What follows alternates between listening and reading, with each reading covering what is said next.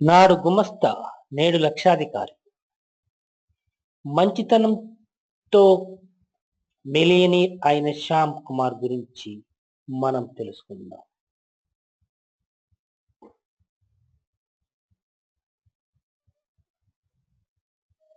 అదృష్టవంతుడిని ఎవడూ పాడు చేయలేరు, దురదృష్టవంతుడిని ఎవరూ బాగు చేయలేరంటారు. ఈ కథలో శ్యామ్ కుమార్ మొదటి కోవకు చెందినవాడు. ఒకప్పుడు పూట తిండికి కూడా నోచుకోలేదు. కాలం కలిసొచ్చి లక్షల రూపాయలు ఇంటికి నడిచొచ్చాయి. దానికి ఒకే ఒక కారణం, విధేయత. మంచితనమే అతడిని మిలియనేర్ని చేసింది. ఆ కథ ఏంటో మీరే చదవండి. 2010 నాటి సంగతి. శ్యామ్ కుమార్కు ఉద్యోగం లేదు. పేదరికం మూలంగా చదువుకోలేదు.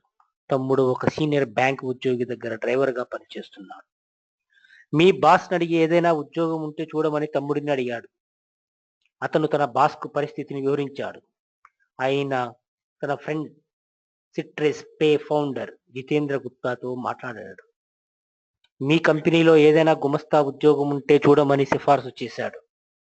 స్నేహితుడి మాట తీసి పారేయలేక కుమార్కి గుమస్తా ఉద్యోగం ఇచ్చాడు. నెలకు 8,000 జీతం. ఇవి ఈ-కామర్స్ పుంజుకుంటున్న రోజులు.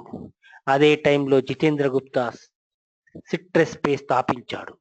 శ్యామ్ కుమార్ సంస్థలో చేరాడు, కానీ దాని కార్యకలాపాల గురించి అస్సలు తెలియదు. ఒకరోజు జితేంద్ర వివరించాలని చూశాడు. ఎంప్లాయీ స్టాక్ ఓనర్షిప్ ప్లాన్ గురించి చెప్పాడు. ఈక్విటీ బేస్డ్ కంపెన్సేషన్ ప్లాన్ గురించి ఎంత చెప్పినా శ్యామ్ కుమార్ బుర్రకెక్కలేదు. శ్యామ్ కుమార్ ఉండేది ఒక చిన్న ఇరుకింట్లో, ముంబైలోని స్లమ్ ఏరియాలో ఇల్లు. అంత చిన్న ఇంట్లోనే 10 మంది దాకా ఉండేవారు. అమ్మ, నాన్న, భార్య, పిల్లలు, తమ్ముడి ఫ్యామిలీ, ఇలా అంతమంది ఆ రూమ్లోనే సర్దుకునేవాళ్ళు.